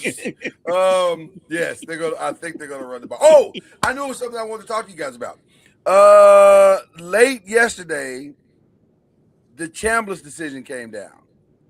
No, is what the NCAA said. No, we said no the first time. We're saying no again. You will not play if we have anything to say about it. You will not play again at Ole Miss. So he's taking it to an appeals court. Of course, which in Mississippi, which they will absolutely say yes. Of course.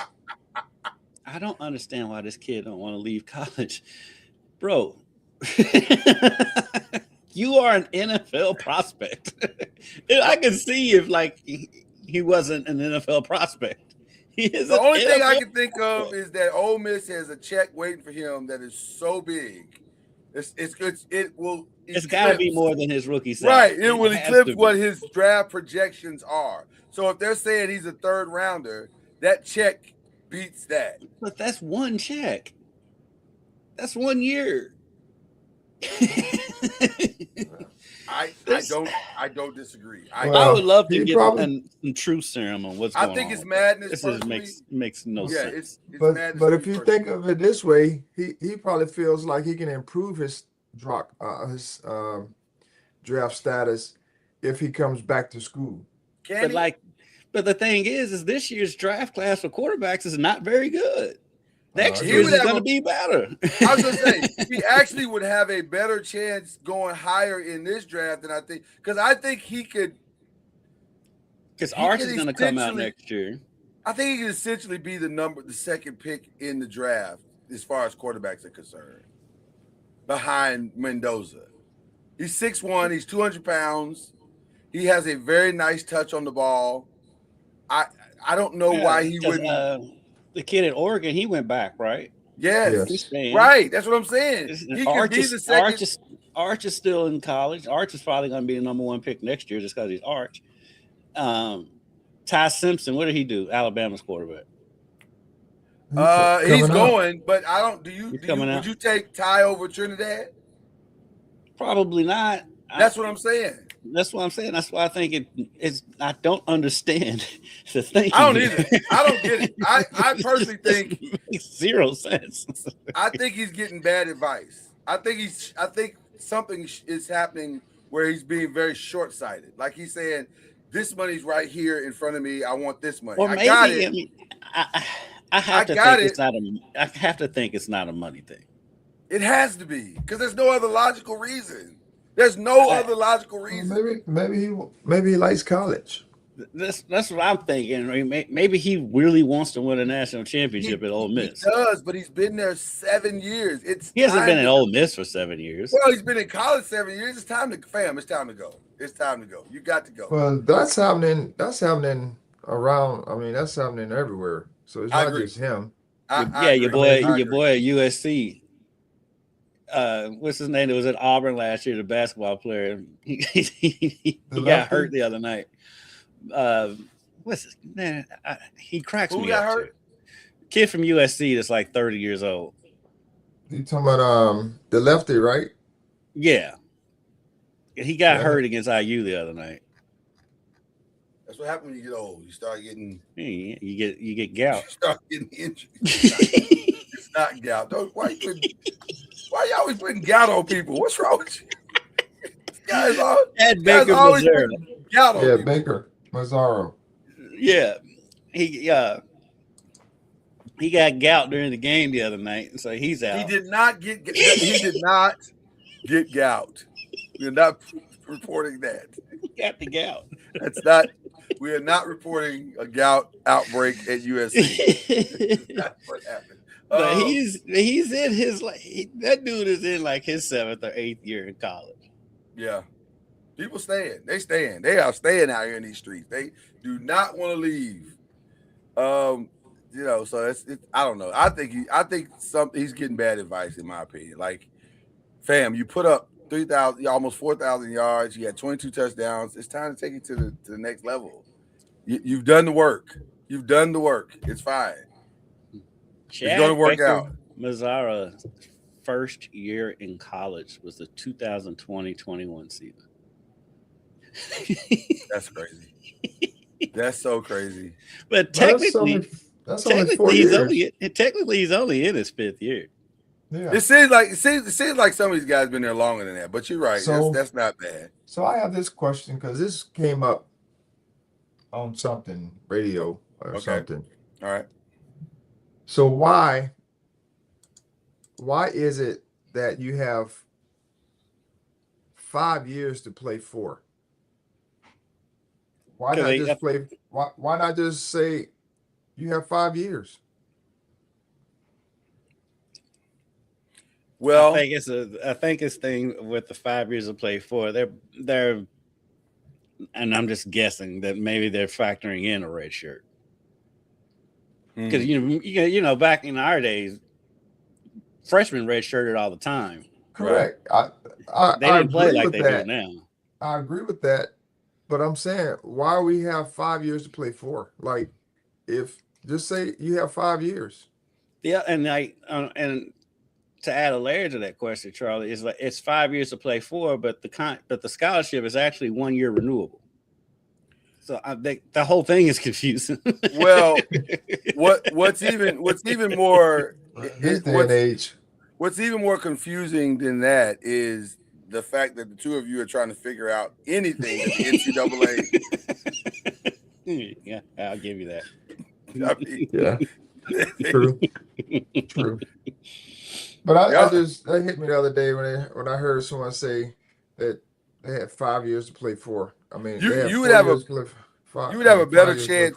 You'd have a better chance figuring out quantum physics than the NCAA. The funny thing is, though, whenever you get one of these college presidents to ask them about anything, they always say the NCAA as if the NCAA is a separate entity. No, right, you're the NCAA, bro. Like some weird thing that's just out there. It's just some mystical place. Fam, that's you. We're talking about you. You're in the NCAA.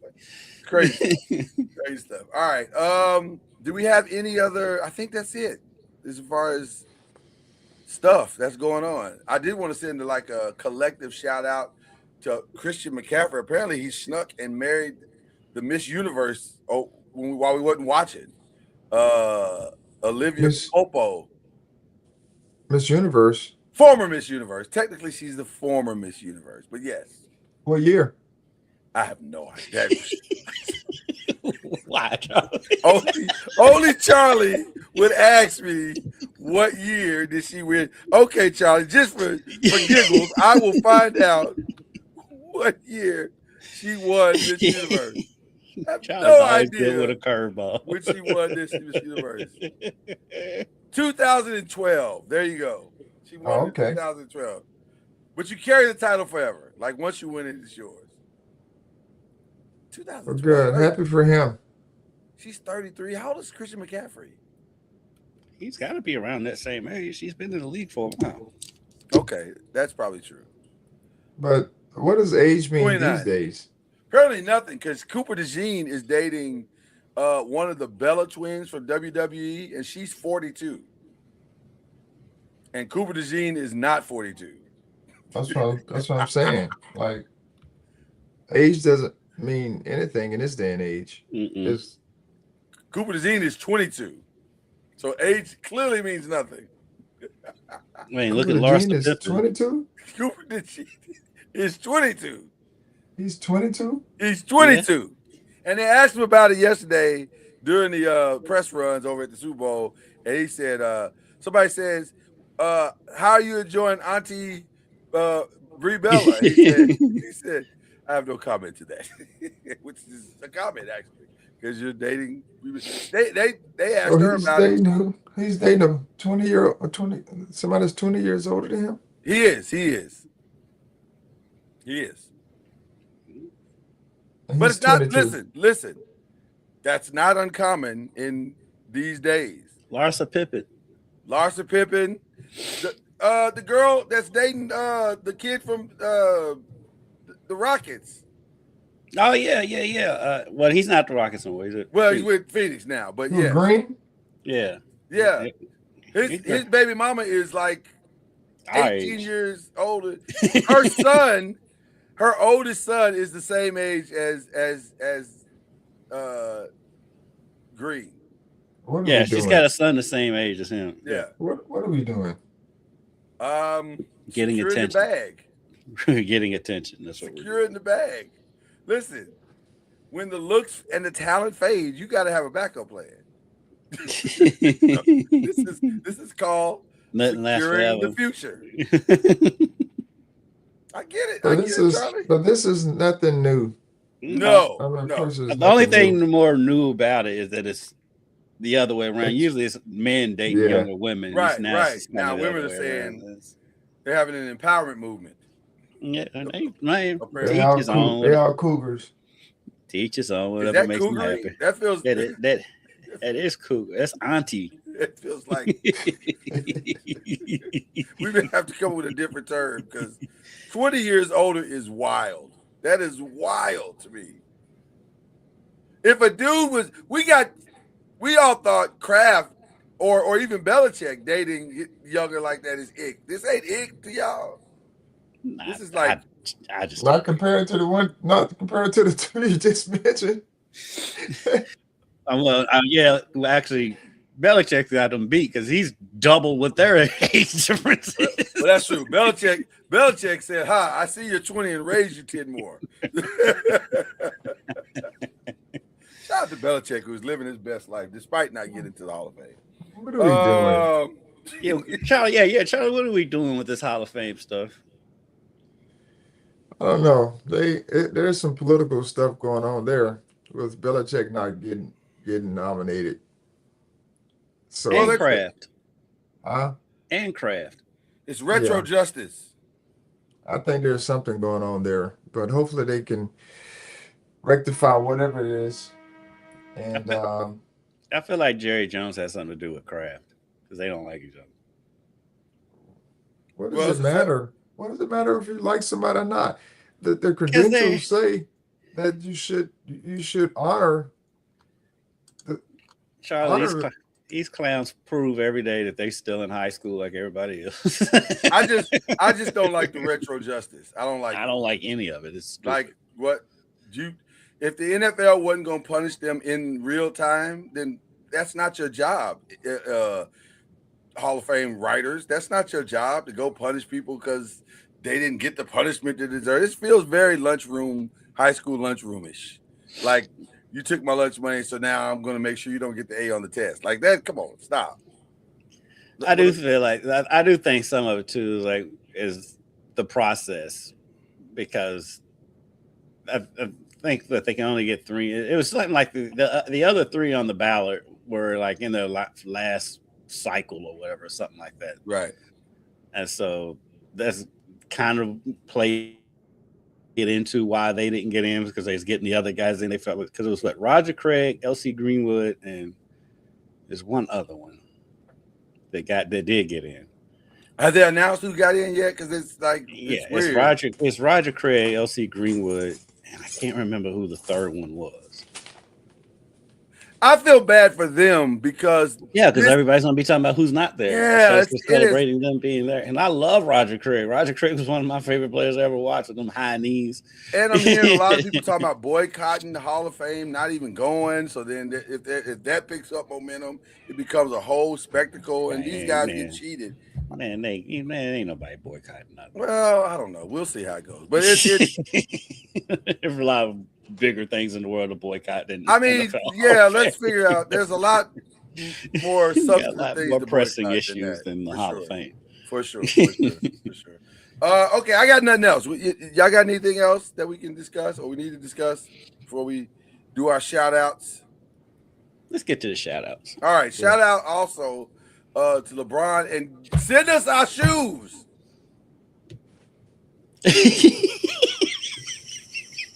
I'm here for it.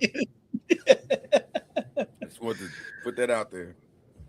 Yeah. The more you put it out there, somebody will relay this message to him and say, I think Charlie Ward needs the shoes, man. Yeah. Okay. You guys got any shout outs? Any shout outs from you guys? Charlie. Yeah, I got it right here.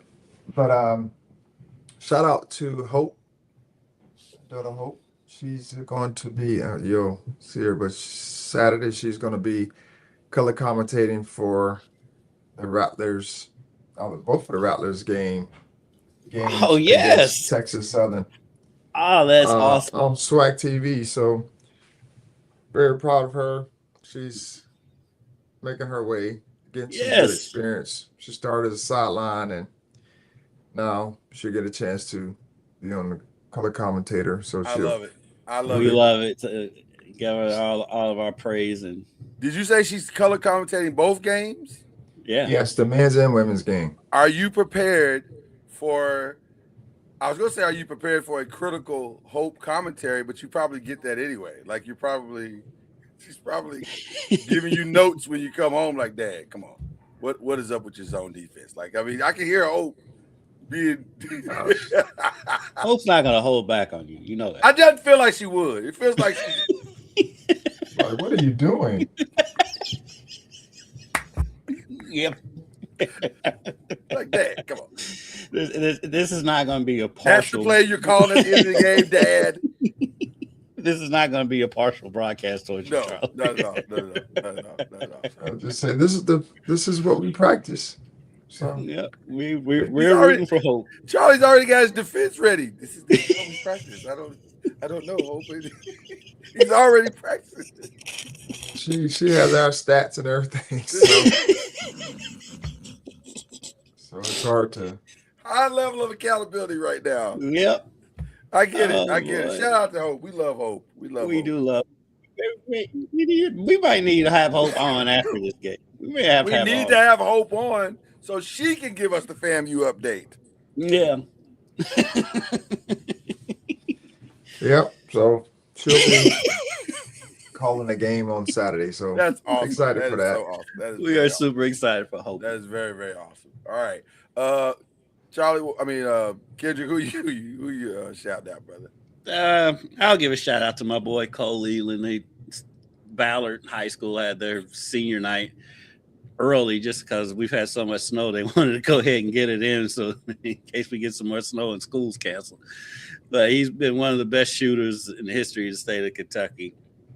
Even though it is ironic that he had his senior night at Ballard. He spent 3 years at Mail, and he's been at Ballard for about 2 months. Wow. Wow, Lord. That's crazy. What are we doing? Crazy. Because he left and went to a prep school, and then the prep school thing didn't work out or whatever, and so he came back and he went to Ballard. So that's the story. But they do. Now I've got to find this young man's name. Give me 1 second. They have a freshman that when I was at their game, he had 3 dunks in the first quarter. He's 6'10", so he'll be a guy to kind of keep your eye on. You know, player movement is off the rails when high school kids are transferring schools in season.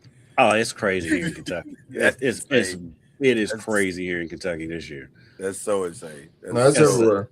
So this young man's name is Mason Grivna. Mason Grivna. Keep an eye on that guy. He's a freshman. He's a center. I think he's 6'9", 6'10" as a freshman, and can move. He shoots threes. He gets inside. He can spin baseline and dunk. He had 2 of those while I was there. So it's a kid to keep an eye on. Mason Grivna. I want to give a shout out to that kid. Sweet. Real quick, Lakers trade Gabe Vincent for Luke Kennard from Atlanta, and it appears that Zubac of the Clippers could be moving today. Oh, yeah. So they are really rebuilding. The Clippers are getting several calls. If that's the case, then why not get rid of Kawhi too? Why not just strip the whole thing down? If you strip it down, let's just strip it down. What are we waiting on? They can't get rid of Kawhi. Why not? For what reason can you not get rid of him? You know why they can't. Wow, get rid of him. Charlie did not like that question. He just you know why they can't get rid of Kawhi. Listen, I understand, but you can't get rid of him. But getting rid of Zubac, they'll get a haul for him. They'll get some good pieces for him. Yeah, he might end up backing out. He might still be at the Lakers. Just go across the street. That'd be nice. Wasn't he there at one point? He started there. Yes, I thought so. Yeah, he started there, and then some. Then the genius of Magic Johnson was like, "We gonna trade."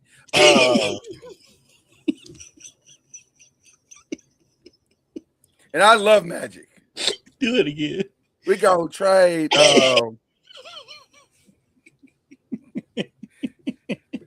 The basketball. We feel like we need to trade him out of here. It gives us position to get Anthony Davis. How is Magic Johnson from Michigan and have a Southern accent? I have no idea. I've always like, fam, you are the countryest northerner from Michigan, northerner of all time. Like, that is crazy that you have deep. Your country accent is as strong as Charles Barkley's, and y'all ain't nowhere near each other. Like, no. It's magic. It's magic. It's crazy. Okay. I don't know why I channeled my inner Magic just then, but I did. Man, that's been my favorite part of the show today. It's nothing I can do about it. I'm stuck here. So, all right. Again, we're gonna trade. We're gonna trade. What we're gonna do right here, Zubac, and real quick before I let you go, I don't have any shots. Any New Orleans players getting traded? I've heard Alvarado. Is that Alvarado? I'm sure Alvarado from Georgia Tech. Alvarado. But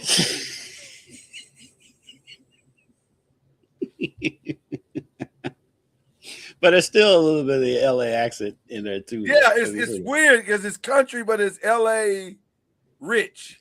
We're gonna say Alvarado right here. Right here. Square up, squabble up and everything. But yeah, it's crazy. It's a crazy accent. But I'm sure some ancillary pieces will move. I'm not sure if Zion will move.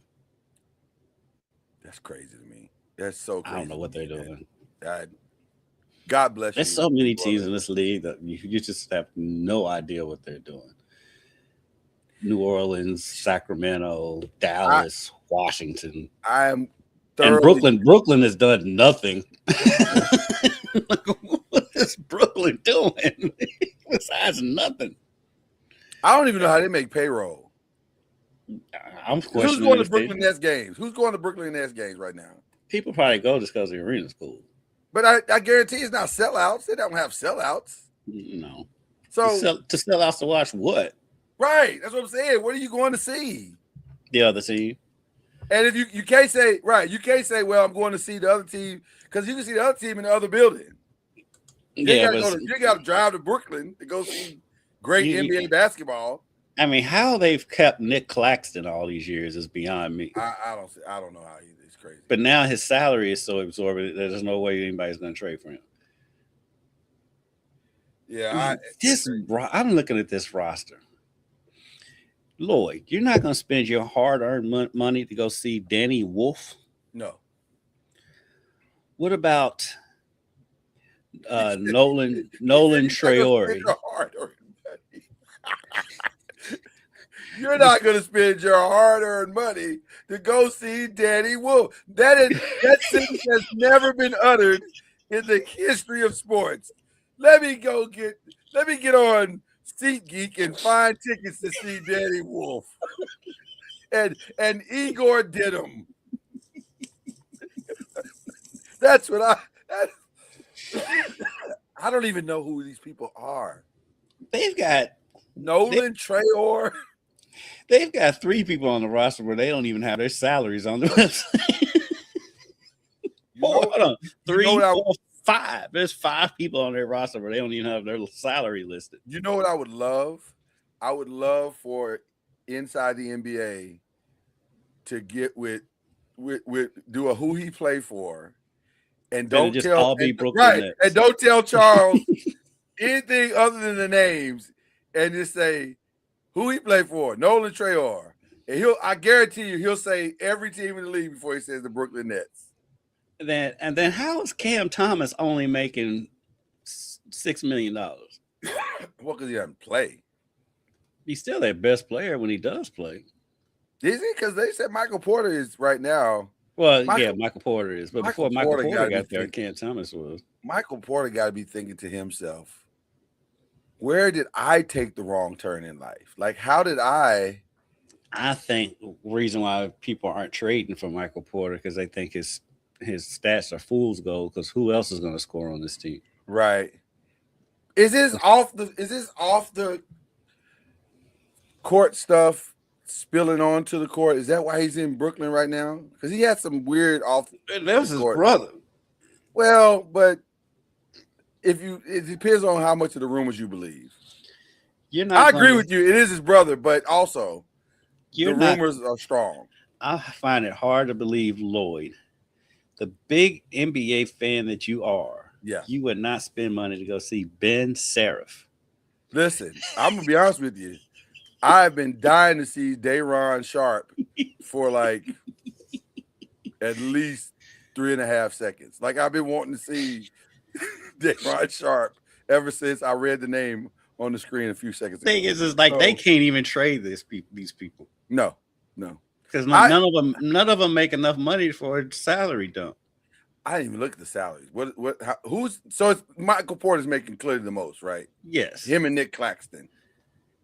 Yes. Okay. So Lloyd, Terrence Mann is making $15 million. That's crazy work. Because he's been in the league so long.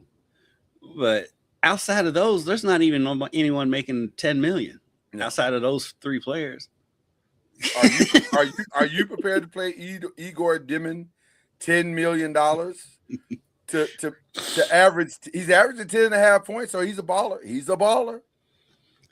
Shout out to Igor Dittum. Not gonna go see Haywood Highsmith.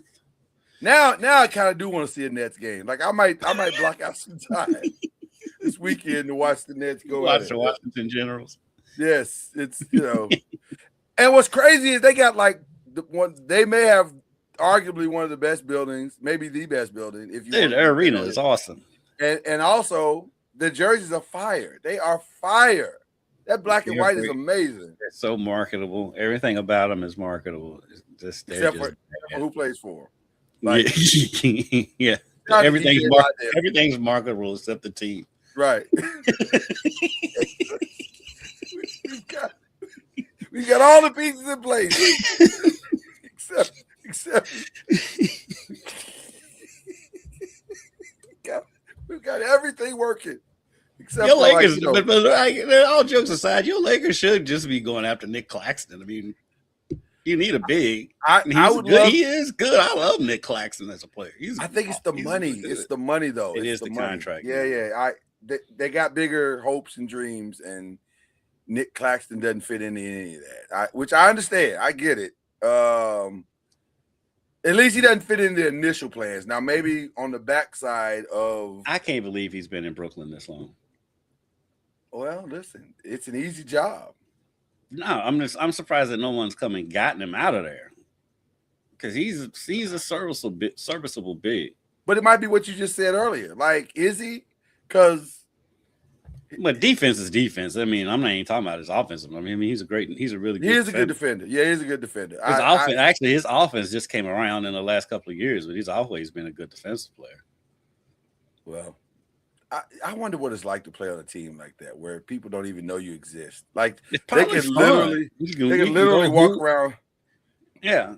They can walk around Brooklyn and nobody knows. They don't know. They just know they're tall guys. Like this is a bunch of tall guys. And the thing is, like some of these guys, like Tyrese Martin, who's only making $2 million a year, that ain't much in Brooklyn. No. He's slightly above the poverty line. Like New York is not cheap. No. Danny Wolf is making $2.8 million. Shout out to Danny Wolf. Whose name I learned like 5 seconds ago. He played at Michigan too. Zaire Williams, he had a big day the other day, didn't he? I thought I heard his name mentioned on some stuff. He seems like he's been in the league longer than he has. Right, he's only 24, but it seems like he's been here like at least 15 years. But I don't think it's been that long. He's only played for 2 teams because I remember when at the Grizzlies. I thought he had a stop in between Memphis and Brooklyn, but I guess not. Yeah. Anyway, well, Brooklyn might have a flurry today. They may shock us. And Igor Demon, there may be a huge market for Igor Demon at this point. Like they may be like, we got to get this kid. He's 19. He's got a cool name. Let's get him. Let's take a risk. I mean, Claxton is going to get a max contract. Oh my God! That's why he's in Brooklyn still. We're going to end on that because that's pure madness right there. That is pure madness right there. I ain't mad at him at all. I ain't mad at him. Listen, not mad at him at all. But again, Brooklyn held on to him so long that now they have to max it. Brooklyn, what are you doing? Is the question. That is the question. Okay. Enjoy your weekend. It's going to be an incredible weekend. We will have a Super Bowl champion when we return. We will have a definitive ACC #1 team in the women's side when we return. And we will be headed toward the All-Star break when we return. We'll know where Giannis is going to be for the rest of the season. And Ja. And everybody else. So we'll have a lot to talk about next week. And well, I feel like Claxton, we kind of know where he's going to be. We kind of know. You know what? It would be just like Brooklyn, though, who their one great player, they'd be like, we ain't paying that dude. So trade it to the Wizards. The Wizards are taking everybody's contracts. Right. We'll take all contracts. The Wizards are going to be in the second apron with nothing. Right. For no reason whatsoever. There's no logical reason for them to be in the second apron. And yet, it feels inevitable. Because they've taken on 2 stupid contracts. Trae Young and AD. Yeah, they're trending towards the second apron. So you and they're gonna have a first round draft pick. On that note, God bless each and every one of you. Thanks for coming out. God bless you. Good night. Right? Yes. Cue the whistle, man. Jesus. My dreams come true.